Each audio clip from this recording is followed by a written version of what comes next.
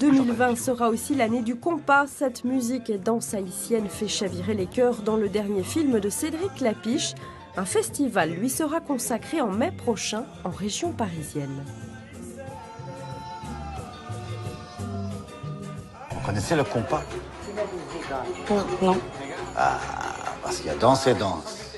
Le compas, c'est de la danse, mais la vraie danse. Je cherchais, moi, pour mon film, une danse de couple. Et j'étais plus parti sur la salsa ou le rock. Et puis, en fait, je me suis dit que le compas, c'était plus intéressant. Parce que c'est une danse plus sensuelle, plus simple. Et plus actuelle, justement. J'aimais bien le fait qu'en France, on la connaît pas tellement. Le compas, c'est une danse magnifique, ça se danse à deux. Le compas, c'est l'accord des corps. D'accord, d'accord. Bah ouais, pourquoi pas? Bah ouais. Quand j'ai vu le compas, il y a quelque chose qui est comme ce que moi j'ai connu quand j'étais petit, qui était le slow. En fait, dans les fêtes de mon adolescence, il y avait des slows et en fait, on dansait en couple.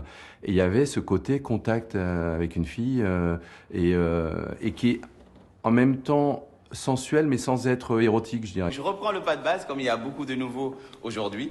C'est Dadi et sa compagne Manuela, prof de danse à la ville, qui ont été retenus pour jouer ce rôle à l'écran.